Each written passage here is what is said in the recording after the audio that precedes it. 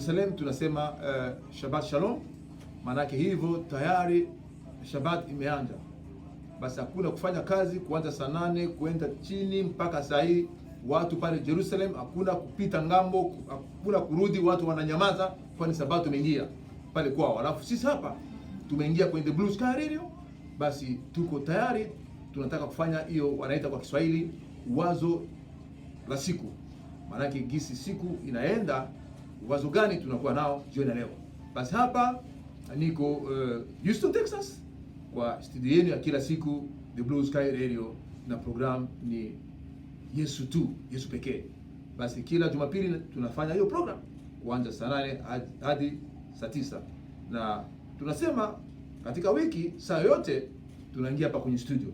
Basi hivi moja kwa moja nimeingia hapa kwenye studio na nina mwalikwa na mgeni kutoka state nyingine ameingia kwetu hapa tayari moja kwa moja. Basi bila kupitia wakati, nitafungua na maombi, nitaomba, alafu nikiomba ndio tutaanza mambo moja kwa moja pamoja nanyi. Na nimeona ndugu Miki Katunda ndeko pena Miki, vraiment soyez le bienvenu. Miki ndeko Miki azalaki penate mingi azalaki na France, auti kozonga uta France to li bon retour ndeko vraiment ndaba pambolotro to laki komisio awa na mboka Houston, Texas. Bongo awa na lipena na kacha studio o yabiso The Blue Sky Radio o yangonde esala makambo awa na kacha Houston, na talaka deja na kacha makambo mbote na ndeko Miki na pesa pe mbote na nani na pesi mbote doki na nani na Michel Mayamba azaka awa doki alanga nzembo pe ya beta babiloko wana makati ana pesi pe mbote na papa Pierre mwana nzambe o yakambaka groupe Lumière de l'Éternel awa kana mboka Houston. Bongo awa na kati ya studio to ye doki na soirée lelo totala neti makambo ekende neti saba ekoti. Alors na biloko na za deja na mtu na za mpaya auti na itamu susu côté auti côté Buffalo kuna na New York. Kasa deja awa amostali na nzambe makasi. Alors to kende na kati ya Kiswahili na kozongela biloko muke na lingala mwa muke po boyeba makambo to sala awa mingi to kende na kati ya Kiswahili. Asante sana. Bongo tuende katika maombi, tufungue programu yetu ya jioni leo hapa kwenye Blue Sky Radio, Yesu pekee, wazo la siku. Tuombe. Baba, tunakushukuru, tunasema asante. Asante kwa kutulinda salama kutoka Sunday Jumapili ambaye tuliingia kwa wiki mpya. Umetuchunga Sunday, Monday mpaka leo Friday tumeingia Jumatano. Basi tunasema Ijumaa, tunasema asante Mwenyezi Mungu kwa siku ya leo. Ni Sabato imeingia tayari. Basi tumefika hapa kwa wazo la siku. Tunataka tusikie kutoka kwako mambo gani unatuambililia jioni ya leo. Basi kwa programu yetu ya leo hapa kwenye Blue Sky Radio, Only Jesus, tunaacha programu yote katika mikononi mwako. Tunaomba uwepo wako kuwa mahali hapa. Tunataka wewe uongoze mimi nikiwa hapa katika hiyo kipindi kuichukua, na dada ambaye ni mjakazi kutoka pale Buffalo, Clemence ameingia mahali hapa. Tunataka pia uwepo wako nishuke juu yake, nimuongoze wakati tunaenda kuongea hapa, ili mshowe jina lako tu lipewe sifa. Tunaomba hivi kupitia jina mzuri ya Mwokozi wetu Yesu Kristo, na kila mmoja anasema amen. Amen. Karibuni dada Clemence, ni mjakazi. Karibuni kabisa hapa Houston. Asante sana. Habari yako? Nzuri kabisa. Nimefurahi sana kukuona hapa Houston, Texas kwetu. Na mimi nafurahi sana kukuona. Basi hivyo hata mumwangalie kwanza moja kwa moja, mtamwangalia pale kwenye kamera yetu. Mtamwangalia dada yetu, yeye ni mjakazi, dada Clemence ndio huyu. Yeye atajitambulisha yeye mwenyewe. Anatoka, nimewambia kama ametoka pale Buffalo, New York, kule juu. Basi yeye mwenyewe atajitambulisha na mtamjua tena zaidi. Karibuni, ujitambulishe, watu wakusikie mambo hapa kwenye The Blue Sky Radio. Watu wanakufuata dunia nzima, na unapita kwenye radio hapa Houston, wanakufuata salama, na Canada wanakufuata Denmark, wanakufuata France, Ufaransa, wanakufuata Ubelgiji, wanakufuata Congo, wanakufuata Australia, mahali popote wanakufuata salama. Basi jitambulishe kwanza, watu wakujue. Asante sana, karibu tena. Nasema nafurahi kwa kunikaribisha. Nimefurahi sana kupata kibali kama hiki Mungu akubariki kaka. Na mimi nilikuwa na shauku ya kutangaza kwa sababu nina wivu sana ya kutangaza neno la Mungu. Nina wivu sana ya kumtangaza Yesu. Ndio maana nimefika hapa na mimi nashukuru sana. Mimi naitwa kwa jina la Clemence Lubungo. Niko evangelist, nampenda Mungu. Nimeokoka, nimebatizwa katika maji mengi, niko mjakazi wa Mungu. Nafanya kazi kanisani, hata kwenye Facebook unaweza kanipata. Naitwa Clemence Lubungo. Na suni mtaniona, na Mungu awabariki. Amen. Merci beaucoup. Salutations à toutes et à tous. Voilà, nous avons notre sœur au nom de Clémence, comme elle veut de le dire. Elle vient de Buffalo. Elle est évangéliste, comme elle veut de le dire, à Kiswahili. Elle va parler à Kiswahili. Moi, je vais seulement interpeller un peu en français et aussi à lingala. Alors, elle est évangéliste. Elle est venue pour la première fois ici dans notre studio de Blue Sky Radio pour participer à ce programme Jésus seul. Comme ça, vous allez être bénis par ce qu'elle va dire aujourd'hui, comment elle va prêcher. Votre vie ne restera toujours pas la même. Soyez branchés, soyez là. Merci. Vous allez brancher vraiment, yé, Sernabiso, Aouti Wapi, Aouti, na Buffalo, na New York City. Les alliés New York City, wana ville, mneno wana te, les alliés État, ou babengi yango New York. Les alliés na ville lokola nini, lokola Buffalo, les appellent la ville lokola New York. Kakana État wana kuna pembeni pena ya Toronto. Soko leikaka Cincinnati, soko leikaka Cleveland, bamoko kotishe bango. Alors, so kepe côté est, okemba moko wapi, okemba moko na Maine, ba côté wana. Vraiment, nzamba pambola bino. Ye asali awa. Asante sana dada, tunafurahi sana kukuona hapa Houston. Umefurahi, umeona Houston unaipenda? Naipenda sana. Unaipenda sana. Kitu gani ambayo imekufurahisha hapa Houston? Houston nimeona watu wazuri kwanza, wakaribishaji wazuri. Wamenipokea kwa furaha. Wana upendo. Istoshi nimeona majengo mazuri, maendeleo. Houston ni pazuri sana kwa kila kitu. Asante sana. Hapa Houston tunakuwa na vitu vingi, vyakula zote tunazo hapa. Ukitaka kula nini, unaipata hapa Houston. Alafu mtu yote akija hapa Houston anaenda pale kwenye NASA, manake ni fasi ya nini, ya fasi ya wale wanaendaka kwenye mwezi. Ulienda pale mwezi walikuchukua pale kwa hiyo mahali, kama huenda pale bado sijaenda. Wewe utaenda pale, kama unarudi bila kwenda pale utarudi tena mara nyingine, mimi mwenyewe nitakuchukua pale kama hawezi kama fisika sali evangelist haja kuchukua pale, mimi mwenyewe nitakutukia pale, nitakuchukua pale. Asante. Basi hivi watu wanataka kujua uliokoka mwaka gani, uliokokaje, wanataka kujua. Asante sana kwa swali. Niliokoka mwaka wa 1994, 1994. Ndio nilipookoka. Tulikuwa wa Katoliki. Mume wangu akakuja Ulaya. Akanipigia simu kwamba anaona bora tubadilishe dini. Tulipobadilisha akaniambia niokoke nende katika kanisa la Pentecost. Nilipoenda kule nikabatizwa na nikaanza kumfuata Yesu. Nikampenda sana Yesu na nilikutana vitu vingi sana ndani ya Yesu. Amen. Amen. Ukakutana vitu vingi katika Yesu. Yeah. Basi hivi unapenda sana wokovu? Napenda sana wokovu kwa sababu aliponiokoa alinifanya kitu kimoja tofauti na gisi nilivyokuwa zamani.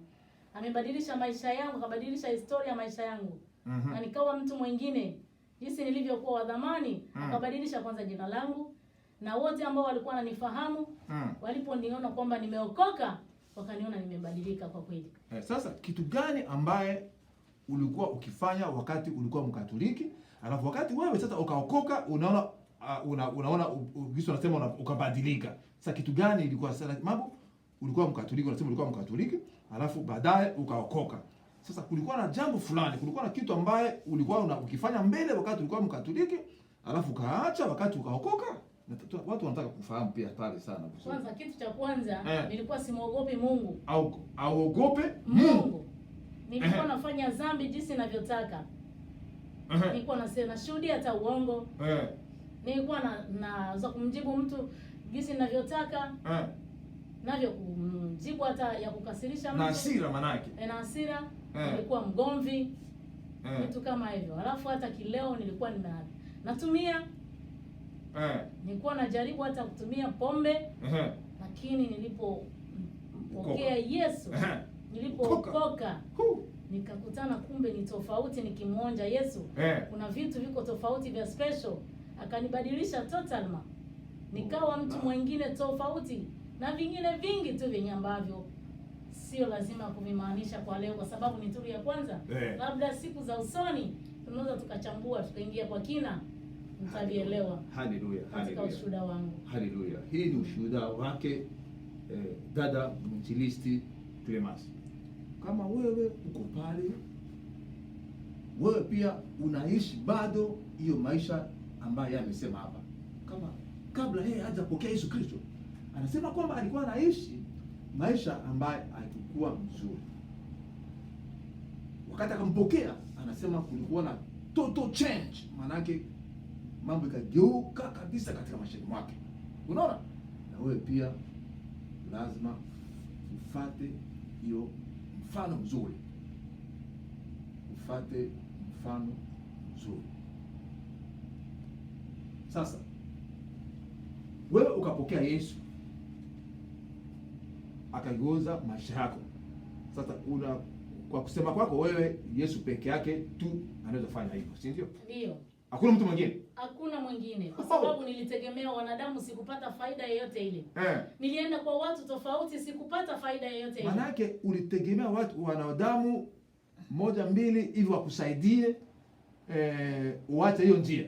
Ndio nilitegemea saa, hata nikiwa na shida, nikiwa natamani pesa, nilienda nikimwomba mtu pesa akunisaidia, ambao unaweza kumtegemea kwamba ni yule anaweza kusaidia kupa pesa ili shida zako ziishe, lakini haijawa vile. Unakwenda anakupa appointment nyingine, unapokwenda anakupa randevu zingine, mwisho wa siku anakuambia sina pesa. Unakata tamaa, unakubali. Sasa utafanyaje? Ile unaanza tumia njia nyingine. Haleluya, haleluya, haleluya, haleluya. Lakini nilipomtegemea Yesu, amenipa pesa bure. Haleluya. Bila kuchoka, haleluya, bila kuzitafuta, bila kusema uongo. Haleluya. Amenipa pesa bure. Haleluya. Amenibariki sana. Haleluya, haleluya. Ndio tofauti nimeona. Wasikilizaji wetu, mahali popote unapatikana, kama wewe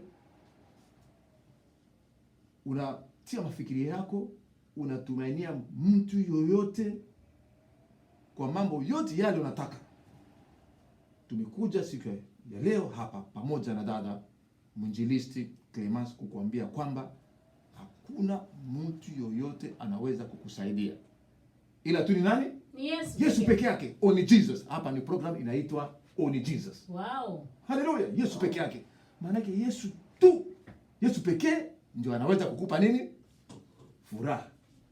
Anaweza kukupa kitu ambayo unataka. Amen. Amen. Anaweza kukupumzisha na shida yote. Amen. Yesu peke yake. Jinsi tu alikufanyia ndio hata wale wanatusikia Yesu anaweza pia kuwafanyiwa hivyo. Basi kazi ya Mungu inaendeleaje? Basi sasa wewe ukafikaje kuwa mwinjilishi? Ukaokoka, ukaanza maisha, utuelezee ikaendaje mpaka ukawa mwinjilisti leo. Kitu gani ikakufanya wewe sasa uanze kuhubiri Injili? Ujikuwa unaokoka tu unasema unaombaga hapo tu, unapoa unaenda kanisani unarudi, mpaka ukakuwa mwinjilisti. Kitu gani kakuache wewe kuja kufika mwinjilisti? Nashukuru sana. Asante kwa hilo swali. Nilipookoka nilikuwa mtu wa mshirika wa kawaida. Nikawa napenda sana maombi. Nikawa na shauku ya kumsogelea Mungu sana. Nikienda katika maombi napenda nilale hata kule. Nikawa na shauku ya kufunga sana mafungo. Katika kwenda sana katika kufunga maombi nilikuwa nashinda milimani. Nilikuwa nalala hata milimani. Nikiomba Mungu, nikitafuta uso wa Bwana. Nilipookoka sikutegemea kwamba niko natafuta kitu fulani, hapana. Nilikuwa naenda tafuta ndo presence ya Mungu. Nilikuwa naenda tu tafuta uso wa Mungu. Sikuwa naenda tafuta kitu kingine. Uwepo wake tu. Uwepo wake tu. Na katika kutafuta uso wa Mungu, Mungu akana ananifunulia mambo mengi sana. Naanza kuwa niko katikati ya watu wananichagua, wewe dada wewe. Mungu anakuchagua utakuwa kiongozi wa watu wengi. Wewe unakuja kuomba msaada kwetu. Mbona tunaona naongoza kundi kubwa? Ninapoikaa nawaambia wandugu, mnisaidie, naona tabu kwa ndani ya Kristo ni shida. Nisaidie, mniombee Mungu anipatie mtaji. Mwingine mtumishi wa Mungu akasemaje, wewe mama uko unasema Mungu akupe mtaji. Mungu anasema hivi, wewe kazi yako utamtangaza Yesu, ndio biashara utafanya. Hautafanya biashara yoyote ile. Utamtangaza nini? Yesu, utamuuzisha Yesu. Basi nikapuuzia bibi.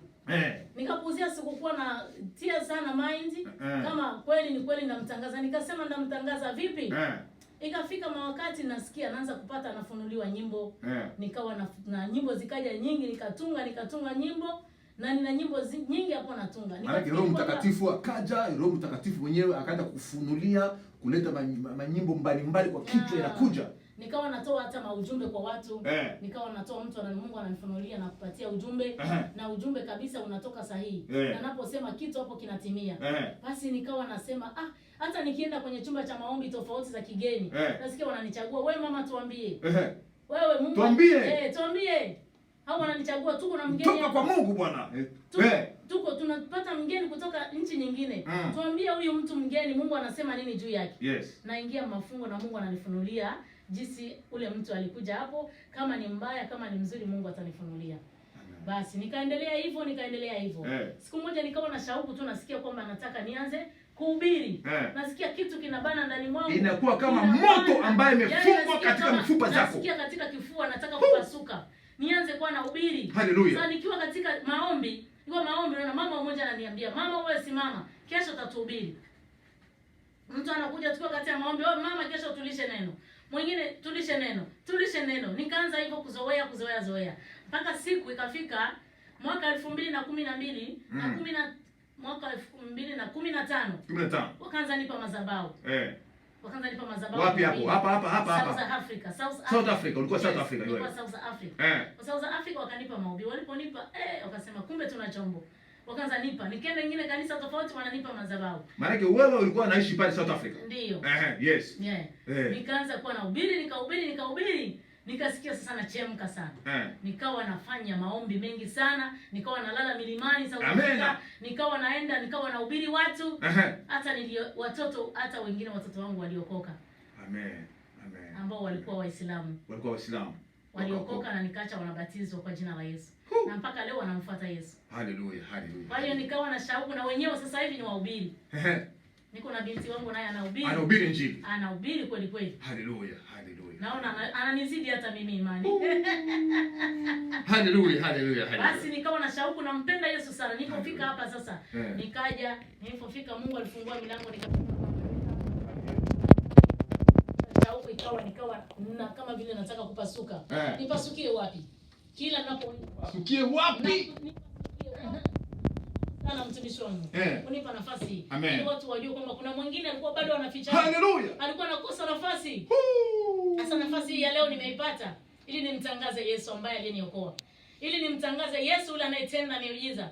Kama bado hujamuona yule anayetenda miujiza, subiri nitakwambia siku ya leo. Haleluya. Ukae tu kwenye mtandao.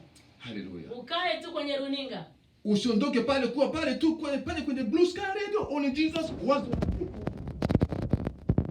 Kama ulikuwa unafikiria, ulikuwa unawaza wengi tu mchungaji wako wewe peke, hakuna wachungaji wengine. Kuna wengi wainjilisi wengi sana.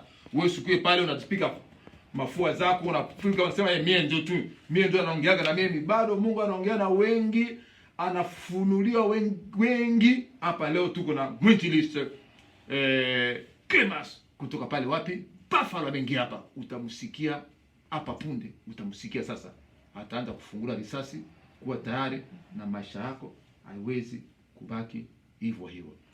Kazi yako nini? Tulia. Kama wewe unakuwa pale unahubiri pia Injili, usipige mbavu ati wewe ndio unahubiri wewe peke yako. Kuna wengi wengine wako.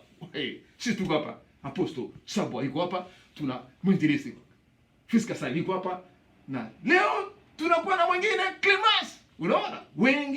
Wengi sana. Sasa mtamsikia basi hivi. Yesu alisema ulikuwa na gojelea utapasukia wapi? Ni wakati yako kupasuka. Anza kupasuka sasa, pasuka hapa kwenye studio, watu wakusikie. Ukiwa na ugonjwa, wakati ataanza kupasuka hapa, atamalizia na kukuombea. Amen. Kama uko na ugonjwa gani sijui. Ukiwa Afrika, ukiwa hapa Marekani, South Africa, South America, na unakuwa hapa Canada, unakuwa France, unakuwa Denmark, unakuwa Sweden, unakuwa Finland, unakuwa Norway, unakuwa Australia, unakuwa Japan. Shika hiyo mahali. Kama ni tumbo, kama mgongo, kama yeye ataanza atamalizia pale, maisha yako haiwezi kubaki hivyo hivyo, na hiyo ugonjwa itaenda, kwani kuna upako hapa katika hiyo mahali. Kuna upako kwenye studio. Wakati alisema hapa, alikuwa akiongojelea atapasukia wapi, mimi kanifanya kabisa kidogo niruke hapa, nikasikia power. Amen, nikasikia power. Sasa ukue pale, kuwa tayari pasuki, anza kupasuka hapa basi. Hanja. Okay, sikia tunaingia katika maneno ya Mungu. Leo tutaenda kusoma katika kitabu kinaitwa cha Joshua. Joshua 2. Mstari wake wa 3 hadi 5. Tutaenda kusoma katika jina la Yesu. Amina. Mfalme wa Yeriko akatuma watu kwa Rahabu, akasema, watoe watu wale waliokuja kwako, walioingia ndani ya nyumba yako, maana wamekuja ili kuipeleleza nchi. Yule mwanamke akawatoa wale watu wawili, akawaficha, akasema, na wale watu walikuja kwangu, lakini sikujua walikotoka. Ikawa kama wakati wa kufungwa lango la mji, kulipokuwa giza, watu wale wakatoka, wala sijui walikokwenda. Wafuateni upesi, maana mtawapata. Amen. Tunaenda kushukuru Mungu. Yes. Baba, katika jina la Yesu, tunalibariki jina lako, maana uko Mungu. Uko Mungu unatosha, tena unaenea. Tazama wao walipendeza siku ya leo tukue katika Baba studio ya Blue Sky. Wende kuonekana Mungu. Baba, cha mimi nipotee Bwana, shusha moto wako kutoka mbingu. Wende uguse, upenye kwa yeyote yule anayesikia muda kama na huu. Baba, iwe moto, mishale ya moto ingie ndani ya masikio, ndani ya roho. Baba, ili upate kufungua maisha yake jioni ya leo, ili yote atakayesikia yatoke kwako kupitia uwezo wa jina la Yesu naomba. Amen. Tunaenda kusikia kwamba somo letu la leo linaitwa ulichaguliwa toka zamani. Ulichaguliwa toka zamani. Tunasikia gisi mwanamke ambaye alikuwa anaitwa Rahabu. Rahabu alichukua wale wapelelezi wawili akawaficha. Alipowaficha, watu wakaenda kumshtaki kwa mfalme. Kuna yule kahaba anaitwa Rahabu. Anaitwa Rahabu. Alificha watu hao ambao nao ni wapelelezi. Tuna uhakika kwamba ni wapelelezi, wamekuja kupeleleza nchi ili waje kutuvamia.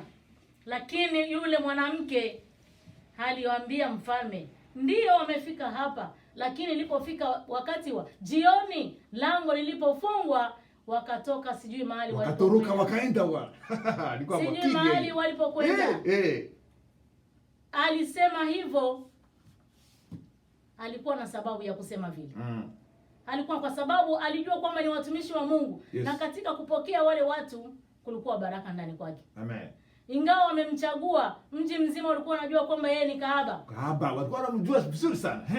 Watu wengi walikuwa wanajua kwamba ni kahaba. Hata mfalme wa mji alikuwa anajua kwamba ni kahaba. Sinaona kama alikuwa na jina moja la ajabu.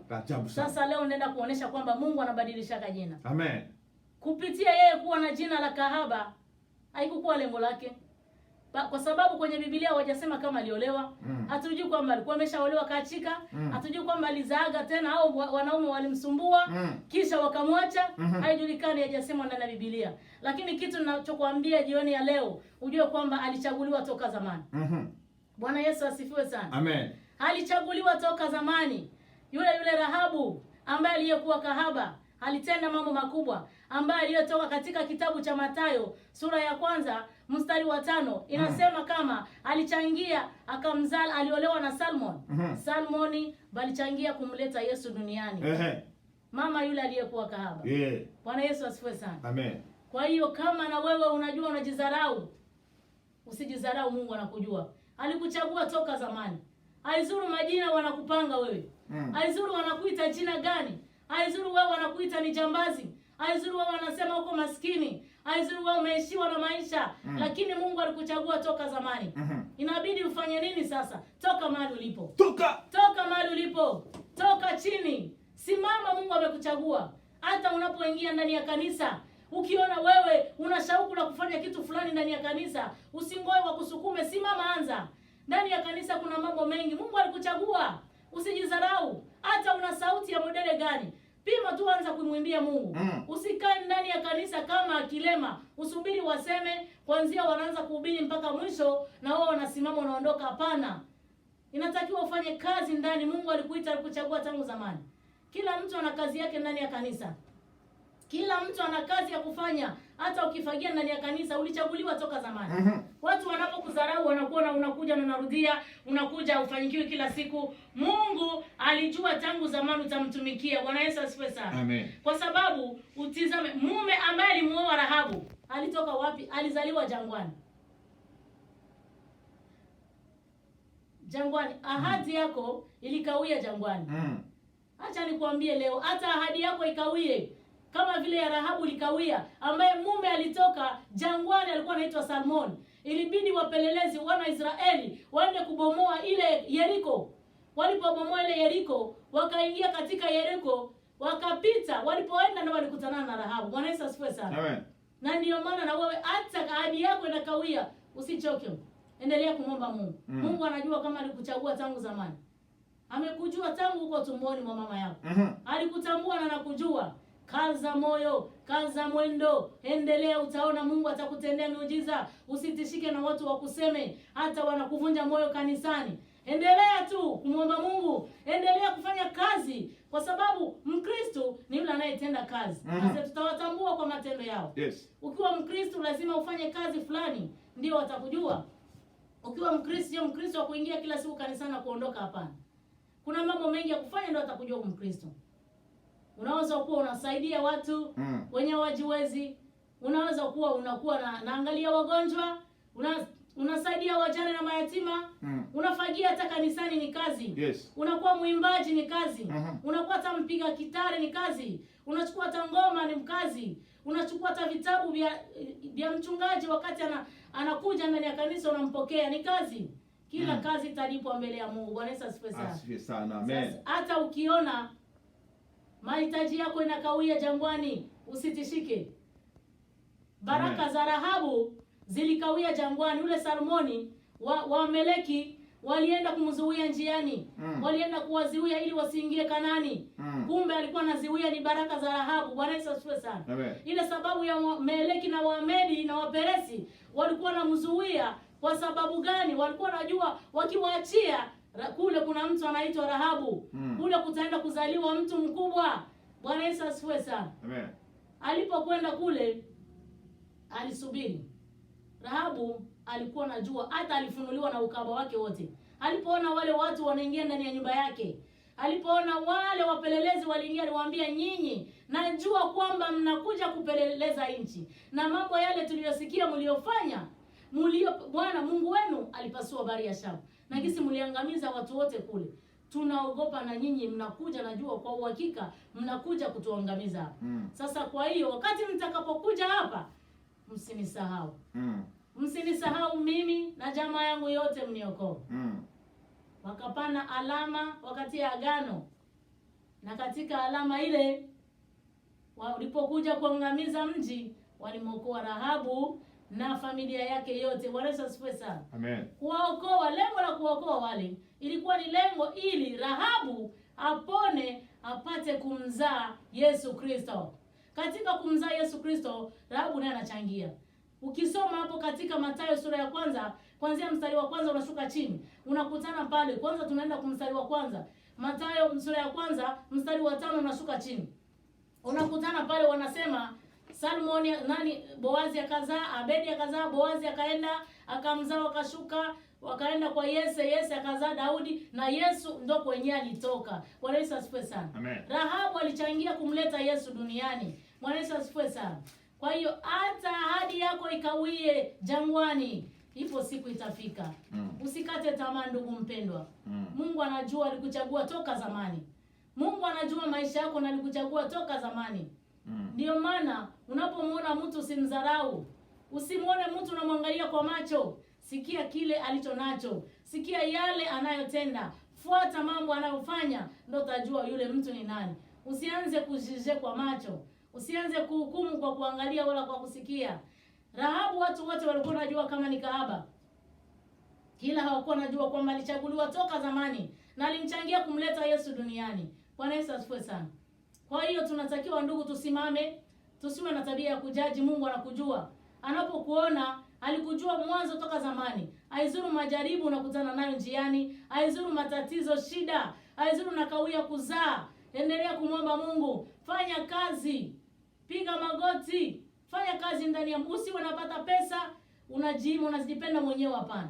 Wapende na wengine. Katika kutoa, utaona Mungu atafungua maisha yako. Bwana Yesu asifiwe sana. Amen. Mungu anapenda wale wampendao, hasa wamtafutao kwa bidii. Bwana Yesu asifiwe sana. Amen. Kwa hiyo ndio maana nataka nikwambie leo, wewe hauko mtu wa ovyo ovyo. Wewe sio mtu wa kawaida. Wewe ni mtu special ambaye unanisikia leo. Kaza mwendo, utaona Mungu atakufanyia cha ajabu. Rahabu watu walikuwa wajui kwamba anaweza badilisha historia ya maisha yake.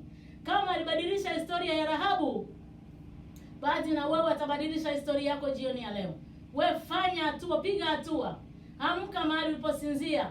Usiendekeze, ni kazi, naenda kazini sana.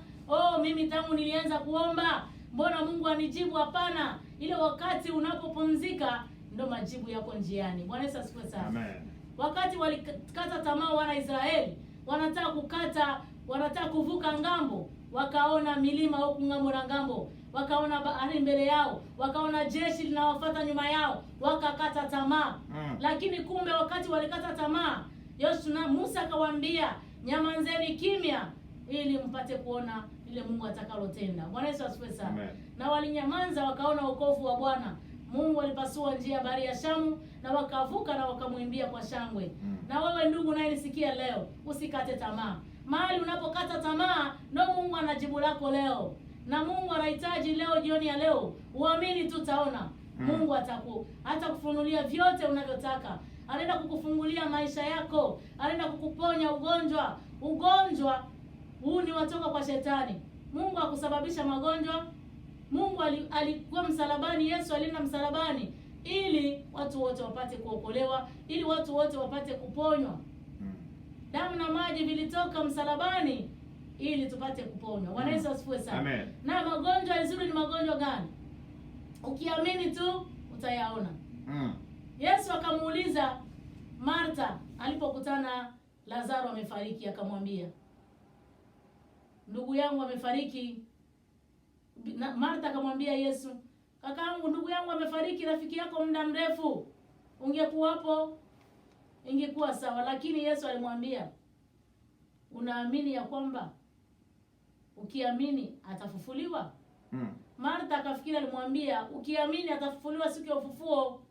Kumbe alimwambia ukiamini atafufuka siku ile ile. Lakini hakukata tamaa, akasema naamini Bwana. Walipokwenda alifufua, alimuita tu Lazaro, njoo. Yesu alimuita Lazaro, njoo. Njoo toka kaburini. Na Lazaro alitoka mara moja na akafufuliwa na akawa mzima. Na wewe Yesu anasema njoo leo. Njoo, ni muda wako wa kutubu. Njoo, ni muda wako wa kuponywa. Leo anakuhitaji. Yesu anasema njoo kwake. Kwake kuna uzima wa milele. Watu wakusitishie. Maji isikubebe popote pale, mafuta isikubebe pale. Kwa Yesu, jina la Yesu linatosha. Yesu mwenyewe anajitegemea. Hakusema mtafute maji, hakusema mtafute mafuta, mtaangamia ndugu wapendwa. Jina lake ni jina lipitalo majina yote. Maandiko yanasema kila goti litakunjwa na kila ulimi utakiri kwamba Yesu ni Bwana. Na ukimtumainia Yesu tu, acha mashaka, njoo kwa Yesu. Uone lile atakalotenda. Rahabu alikuwa na imani, hata kama walikuwa wanamuita kahaba. Na wewe ndugu, hata unapangwa jina gani? Haizuru unapangwa jina la kila aina. Kuna wengine kanisani kazi yao kushusha wengine chini. Ndani ya makanisa wengine kuvivunja moyo. Wakiona unataka inuka, unakuja na karama, wanakushusha chini. Wakiona uko ndani ya kanisa, wewe ni mchungaji, wewe ni mwinjilisti, na walishaona huduma yako, hawataki kukupatia madhabahu. Lakini nakwambia ndugu mpendwa, kaza moyo, usivunjike moyo. Hao wote wanaokataa kupa madhabahu, hao wote wanaokataa, wanaona wewe ukipanda utahubiri Yesu wa kweli, usivunjike moyo. Mungu alikujua toka zamani.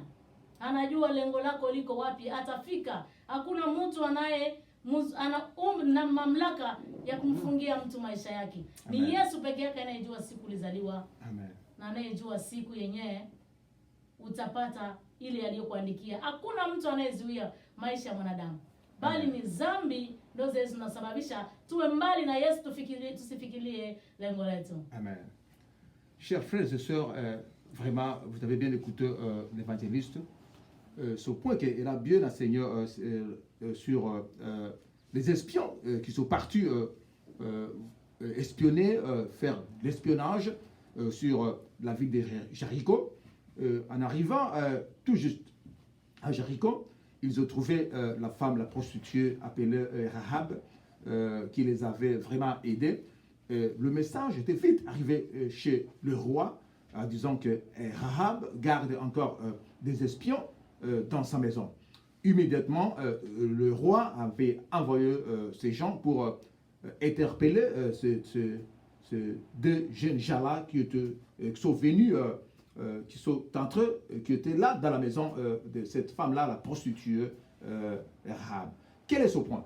Elle dit que Rahab avait accepté d'avoir logé les gens de Dieu qui sont venus. Alors, il y a eu promesse entre eux, entre Rahab et aussi les espions. Alors, Rahab leur avait dit, quand vous allez venir détruire la ville, ne me détruisez pas et ma famille. Alors, il y avait eu des signes qu'ils ont mis, ils ont dit à Rahab de mettre une partie de l'habit sur sa fenêtre pour que sa maison et sa famille soient épargnées. Quel est le point? Le point est que Rahab était la prostituée. Mais Dieu l'avait sauvée. Et elle avait sauvé aussi les gens de Dieu. Et elle dit que Dieu est là pour te sauver. Dieu peut changer ton histoire. Dieu peut faire quelque chose dans ta vie. N'importe quoi que tu fais, Dieu peut agir dans ta vie. Même si ta promesse dure, même si ce que tu chercheras à trouver, ça dure un peu, ça va arriver. Ça va arriver.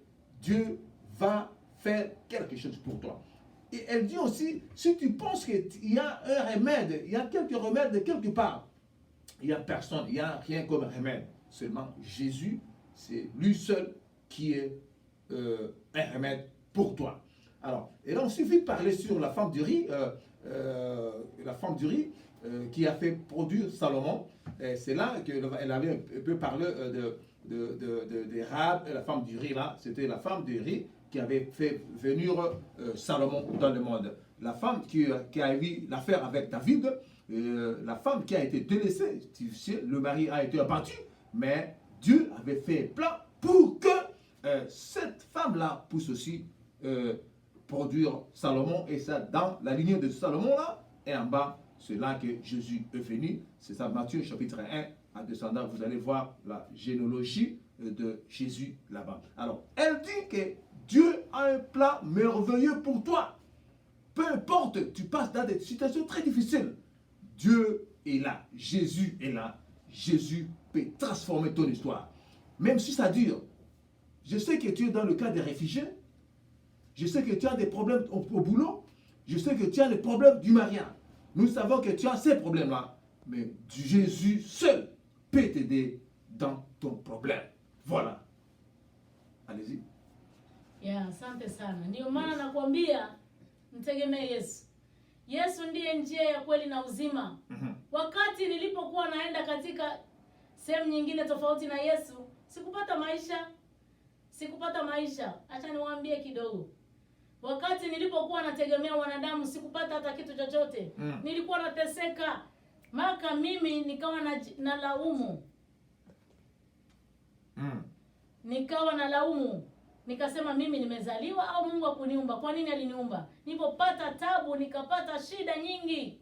Nilikuwa nategemea mwanadamu nikimwomba pesa na neema, nikakinipa promese naenda nakutana na Desevare mpaka nataka nikaona umwe nifanye mambo yasiyo kwa kawaida. Lakini niliposikia habari ya Yesu, niliposikia kwamba kuna mtu mmoja anaitwa Yesu, haleluya. Kuna mtu mmoja anaitwa Yesu Kristo, anaweza kubadilisha historia ya maisha yangu. C'est comme ça qu'elle dit qu'il y avait un temps qu'elle avait des problèmes. Il y avait des problèmes, il mettait sa foi aux gens. Il demandait aux gens de l'aider. Les gens promettaient à lui faire de l'aider, mais ne faisait rien. Jusqu'à ce qu'elle avait appris qu'il y a un type, qu'il y a un homme qu'on appelle Jésus de Nazareth. Jésus l'avait vraiment transformé. Jésus a donné à tous ses besoins. Jésus a pourvoyé à ses besoins. Nakwambia nilipomtegemea Yesu na niliposoma katika Biblia katika Luka 9:23. Luc chapitre 9 verset 23. C'est là qu'elle a dit. Si vous voulez suivre Jésus-Christ, vous devez transporter votre croix et le suivre aussi. Et il va savoir que toi tu l'aimes. Il saura que toi tu l'aimes et il va aussi ouvrir ta vie.